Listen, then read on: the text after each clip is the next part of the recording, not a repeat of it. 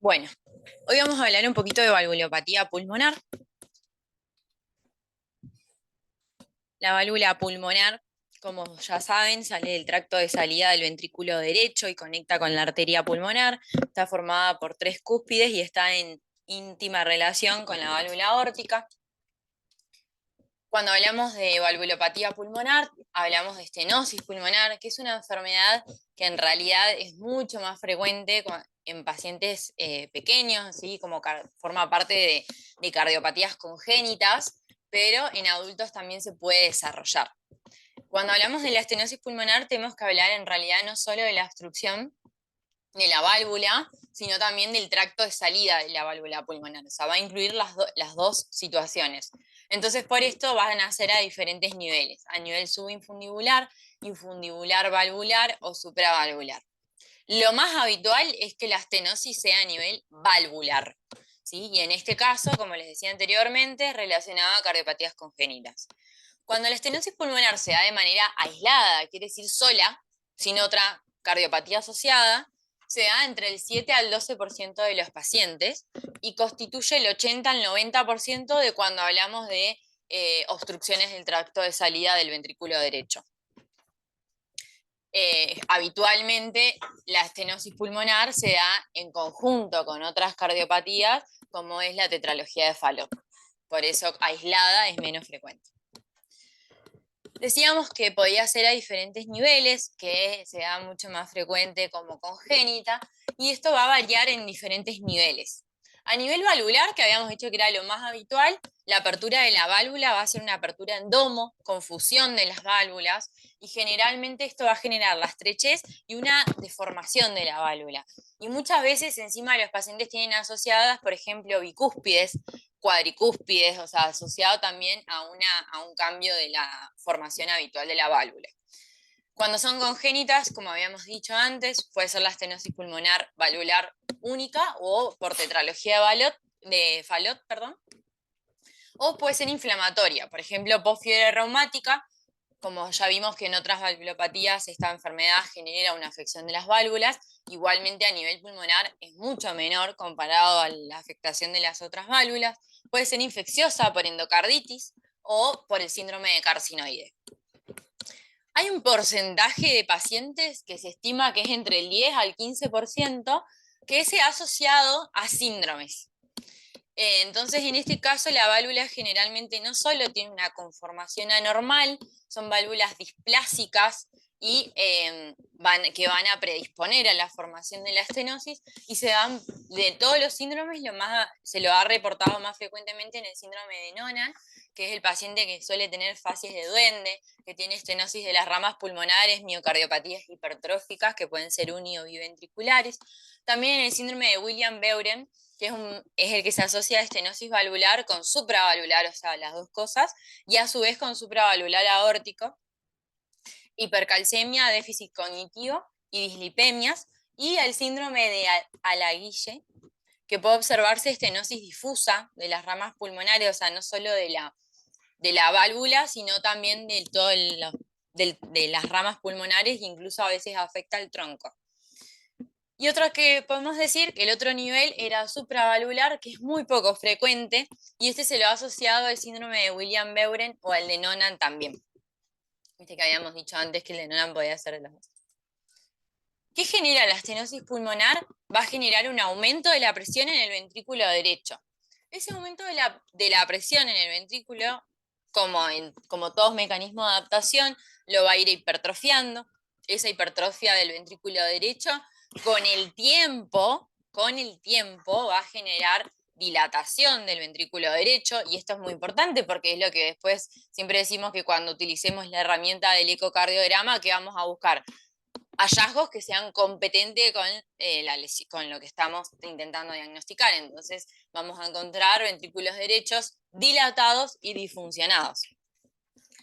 El aumento de la presión sistólica del ventrículo derecho va a repercutir a nivel de la aurícula derecha, y con el tiempo va a generar dilatación de la aurícula derecha, y tanto la dilatación de la aurícula derecha como la dilatación del ventrículo derecho va a predisponer a arritmias auriculares o ventriculares, que esto es una de las complicaciones frecuentes en este tipo de pacientes. Y obviamente hacia el otro lado, o sea, si para un lado repercute a la aurícula derecha, también va a repercutir a nivel de los troncos, al tronco pulmonar y de las arterias pulmonares, con dilatación de los mismos e hipertensión pulmonar, que como dijimos ayer anteriormente, se diagnostica por encima de 20 milímetros de mercurio, de la presión arterial pulmonar media. Con respecto a la clínica, se va a dividir principalmente en congénitas o la presentación de adultos. La realidad es que los congénitos en la etapa neonatal vamos a tener una etapa en la manifestación, puede ser por cianosis, cuando se persiste el foramen oval permeable. El diagnóstico lo van a sospechar por soplo, excepto que haya sido identificado por screening ecocardiográfico, y se confirma con el ecocardiograma. El tratamiento para estos pacientes como indicación clase 1 nivel de evidencia B, según la SAC, es valvuloplastia pulmonar por cateterismo. Sin embargo, también se puede recurrir a la valvulotomía pulmonar quirúrgica y también la realización de las anastomosis sistémico-pulmonar en los pacientes que tienen hipoplasia grave del ventrículo derecho, el anillo pulmonar muy hipoplásico con ramas pulmonares muy pequeñitas. Eso más que nada en congénitos, que lo vamos a desarrollar también mucho más en detalle más adelante. En los adultos, ¿cómo se puede presentar clínicamente? Va a depender de la gravedad de la estenosis pulmonar. Los pacientes que tienen estenosis pulmonar de grado leve suelen cursar asintomáticos, son hallazgos de resultados en ecocardiografías, pero no tienen impacto en la clínica. La estenosis pulmonar moderada puede evolucionar a grave, y esa es la relevancia de este grupo de pacientes.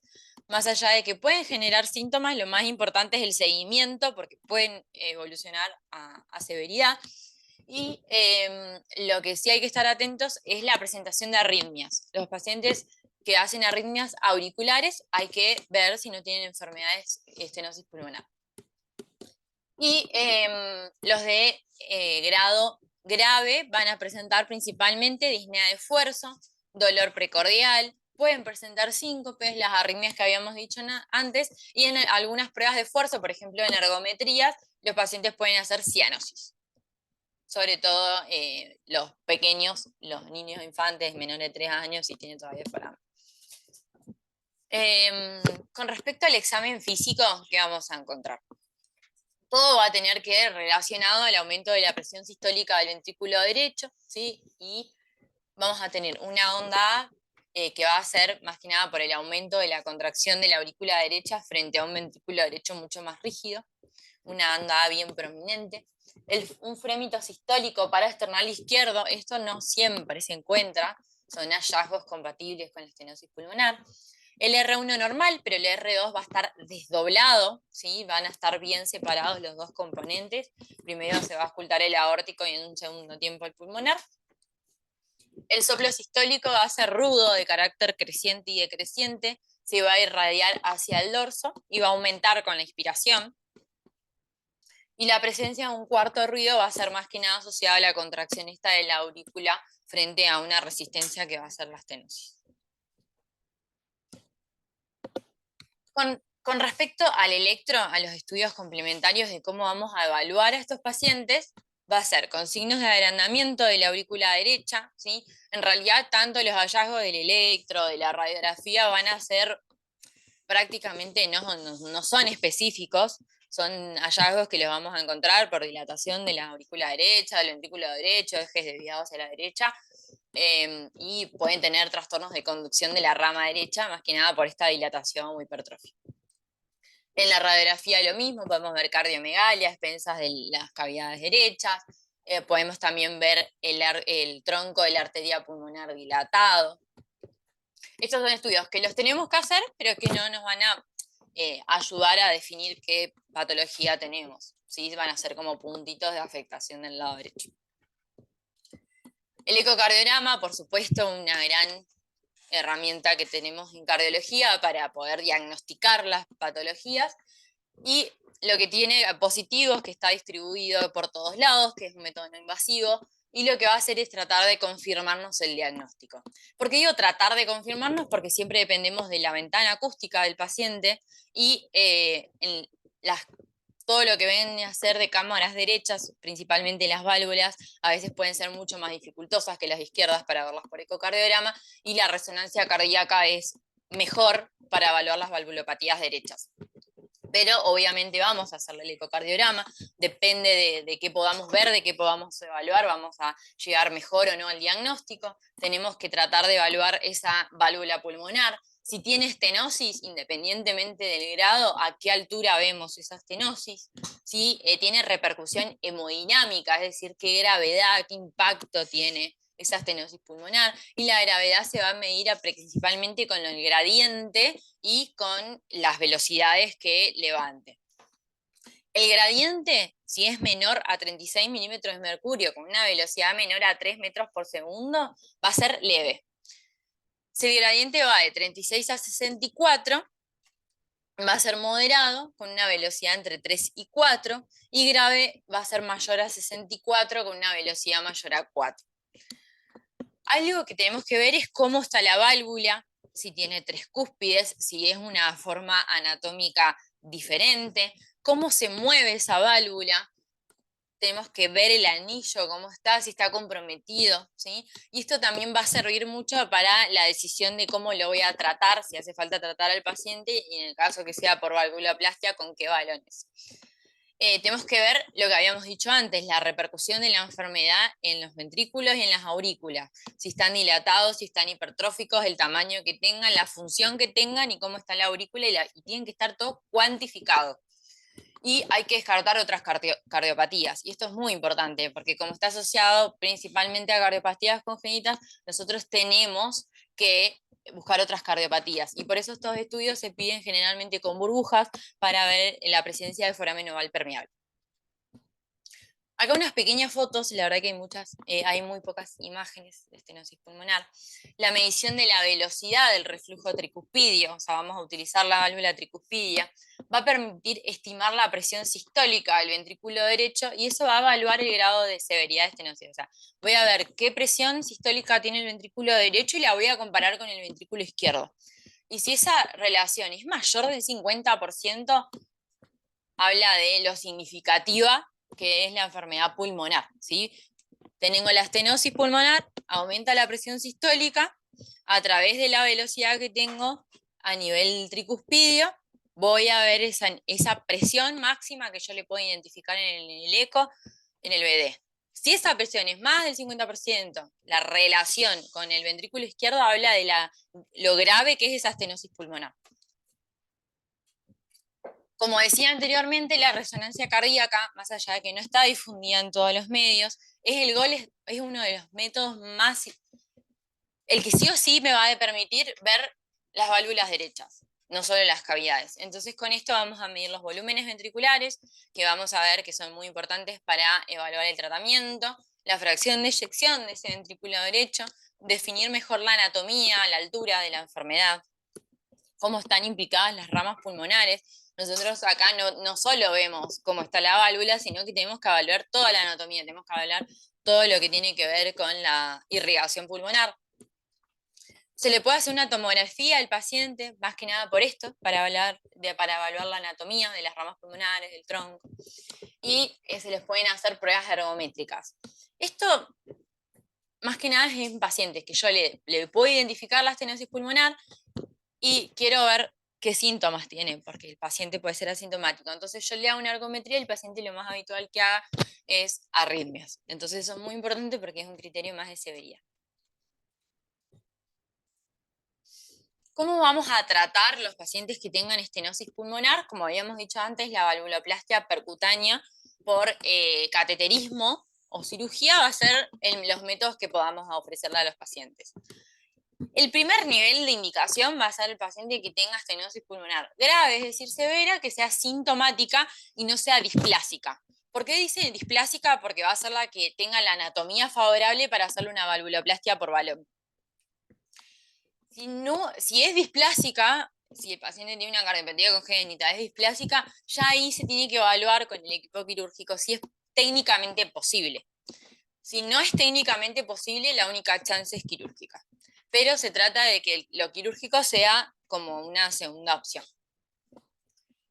La cirugía en estenosis pulmonar grave, si está contraindicada la valvuloplastia, o sea, siempre vamos a tratar de hacerle valvuloplastia, se trata de hacer en pacientes también que tengan otra valvulopatía asociada, como el resto de las valvulopatías, que siempre tratamos de agregar otra para tratar, y principalmente si el paciente tiene IT grave, se tratan las dos y listo. La cirugía va a permitir la apertura de la válvula, pero puede quedar como complicación una IP, o sea, una insuficiencia pulmonar. Entonces esto, con la valvuloplastia, hay que tener, son pacientes que tienen que estar en seguimiento, ahora vamos a verlo en la próxima diapositiva, porque pueden ser los que tengan más chance de reintervención, van a ser los pacientes que tengan cardiopatías congénitas, igualmente se hayan hecho una valvuloplastia, o los pacientes que tengan valvulopatías asociadas. Son los que más riesgo tienen de reintervenciones. Acá lo que dice en el cuadro este del ASAC es que los pacientes que tienen estenosis pulmonar moderada asintomática, puedo llegar a tratarlo. No es el primer nivel de indicación, pero lo puedo llegar a tratar. ¿En quiénes va a ser más que nada? En aquellos pacientes que yo ya tengo otro motivo, por ejemplo, y prefiero intervenirlo, o es un paciente, por ejemplo, infante, en el cual prefiero intervenirlo antes que empeore y que llegue a una etapa de irreversibilidad. ¿Cómo vamos a seguirlos? Y esto va a depender de la severidad de la estenosis pulmonar y de si ya lo traté o no. Si tiene una estenosis pulmonar leve, lo puedo seguir cada 5 años con evaluación clínica. Si tiene una estenosis pulmonar moderada y grave, lo tengo que hacer control clínico, electro y eco cada 1 o 2 años. ¿Sí? Según más, cada 2 años si es más moderada y cada 1 si es más grave. Pero el paciente que yo ya traté, también lo tengo que seguir, por esto que les decía, que lo más común es que hagan una insuficiencia pulmonar. Y acá va a depender de si la insuficiencia pulmonar es leve a moderada, se va a aconsejar que el seguimiento sea cada 2 años, pero si la IP es grave, le voy a hacer un control anual y le voy a seguir bien de cerca, porque tengo que evaluar el reemplazo quirúrgico, entendiendo obviamente el alto riesgo que puede ser. Y otra de las complicaciones que puede tener la válvula pulmonar es la insuficiencia. La insuficiencia o la regurgitación de la válvula pulmonar se va a definir como la presencia del flujo retrógrado a través de la válvula pulmonar cuando se encuentra cerrada hacia la arteria pulmonar. La IP se va a encontrar en el 40 al 78% de la población. Es muy común, pero no tiene impacto patológico habitualmente. Existen causas congénitas, como la dilatación de los troncos de las arterias pulmonares, ¿sí? Como ocurre en dilataciones idiopáticas, o también asociados a síndromes, pero en este caso más asociados a síndrome de Marfan, ¿sí? O enfermedades del tejido conectivo más parecido al aórtico. Entonces, con respecto a las etiologías, la vamos a poder dividir en adquiridas o en congénitas. En congénitas van a estar asociadas más que nada a bicúspides, cuadricúspides, por prolapso o por agenesia de la válvula directamente. Y en las adquiridas puede ser por secundaria a la dilatación, como habíamos dicho, por hipertensión pulmonar o por dilatación de la arteria pulmonar idiopática. Se dilata, no coaptan y genera insuficiencia pulmonar. Generalmente el curso de estas es leve a moderadas. Puede ser secundaria por resolución de la tetralogía de Fallot o por las valvuloplastias en la estenosis pulmonar, o sea, como complicación de la intervención, o por síndromes carcinoides, endocarditis, inflamación reumática, pero esto es mucho menos habitual comparado a las otras valvulopatías. ¿Cómo se genera la insuficiencia pulmonar? Se va a generar por una diferencia de gradientes, por la no coaptación, pero va a depender de varias cosas. Va a depender del área del orificio regurgitante, va a depender de la distensibilidad del ventrículo derecho, va a depender de la complacencia de ese ventrículo derecho, de la presión diastólica diferencial que haya entre los dos componentes, es decir, entre el tronco de la arteria pulmonar y del ventrículo derecho, de, como les había dicho, también de la capacitancia de las arterias pulmonares, de la duración de la diástole y la resistencia vascular pulmonar y la función del ventrículo izquierdo. O sea, depende de muchas cosas para que esa IP sea severa. Y va a tener con estos componentes diferentes etapas. Una etapa compensatoria, que depende más que nada de lo que se genera por esa propia insuficiencia, que aumentan los volúmenes, una hipertrofia excéntrica, y va a asociar con aumento de esto de los volúmenes ventriculares diastólicos.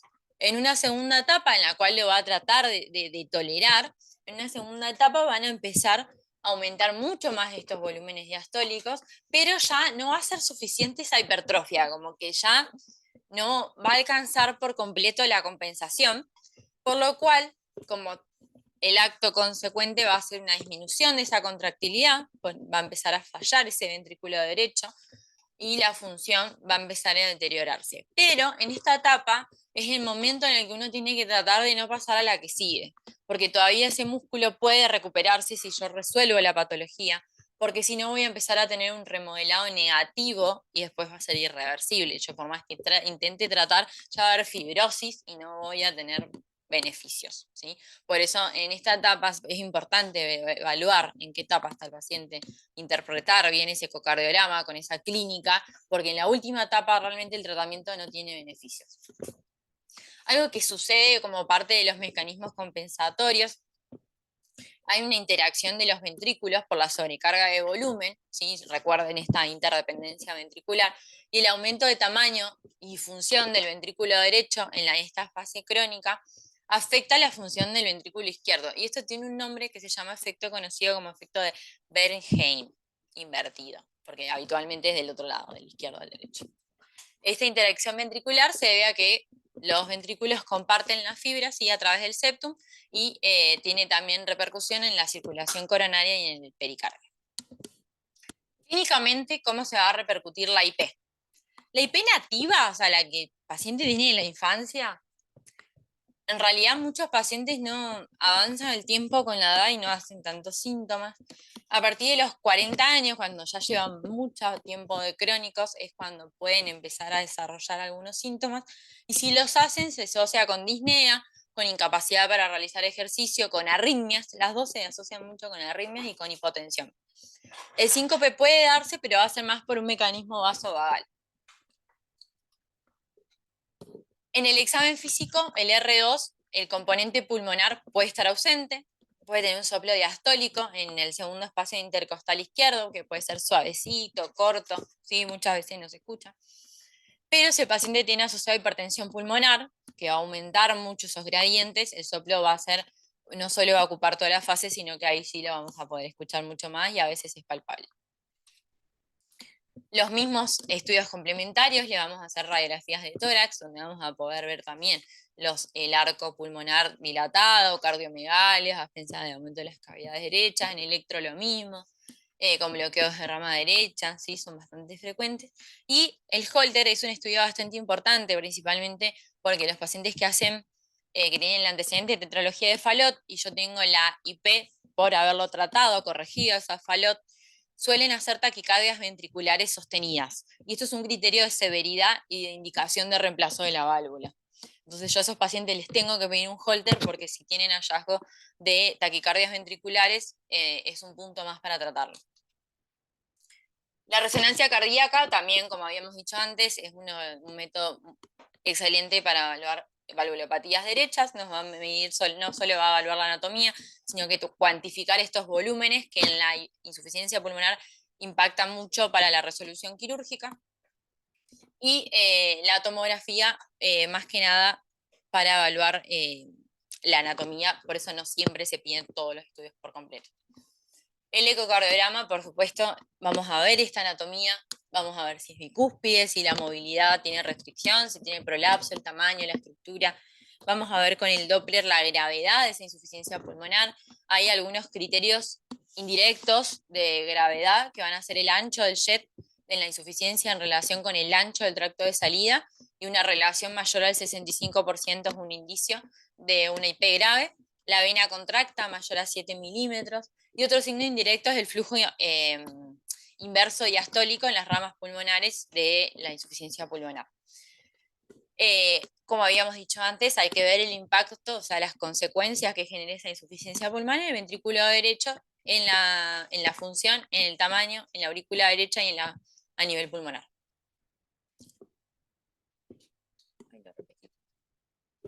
Estoy yendo para atrás, perdón.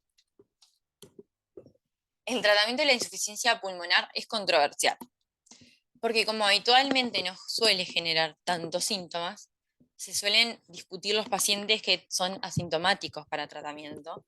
Entonces, y no es clara la evolución de la IP propiamente dicha, o sea, sola, siempre se asocia a otras patologías, entonces es bastante difícil definir el tratamiento. Lo que dicen es que como oferta terapéutica se le puede colocar un homoinjerto, lo más frecuente es que se coloque pulmonar, las prótesis biológicas, las válvulas de pericardio o mecánicas. Eso es todo lo que se le puede hacer como tratamiento. Luego del reemplazo de la válvula pulmonar puede haber una reducción de los volúmenes, ¿sí? Del 30 al 40%, y esto es muy significativo. O sea, realmente puede mejorar mucho la función de ese ventrículo derecho si está comprometido. ¿Y qué nos dicen las guías para cómo tratar esta insuficiencia pulmonar? En aquellos pacientes que tengan insuficiencias pulmonares graves, asintomáticas, con 2 o más criterios, se las puede tratar. Y esos criterios son cuantificaciones en el ecocardiograma de los volúmenes, volumen de fin de diástole mayor a 150 mililitros por metro cuadrado, volumen de fin de sístole mayor a 80, con fracción de eyección del ventrículo derecho menor al 47% o menor del 55% del ventrículo izquierdo, que tengan también aneurismas del tracto de salida del ventrículo derecho, que tengan QRS más de 140 milisegundos, esto es muy común en los pacientes que tienen tetralogía de Fallot, taquiarritmias sostenidas con sobrecarga derecha, ¿sí? Y que tengan otras anomalías asociadas, o sea, si tienen otras valvulopatías, por ejemplo, estenosis graves de ramas, o sea, otras cardiopatías corregibles, estenosis grave de la rama pulmonar, insuficiencia tricuspida, insuficiencia aórtica, cualquier otra causa que también necesite una resolución quirúrgica, bueno, ahí también la trato. Y con un poquito menor nivel de evidencia que uno C, se puede hacer una cirugía de válvula pulmonar en insuficiencias pulmonares graves, asintomáticas, con uno solo de los siguientes criterios: que el paciente tenga una reparación quirúrgica tardía, o sea, más de 3 años se la hayan hecho, y las mujeres en edad fértil con IP grave y función del ventrículo derecho. Ese va a cirugía.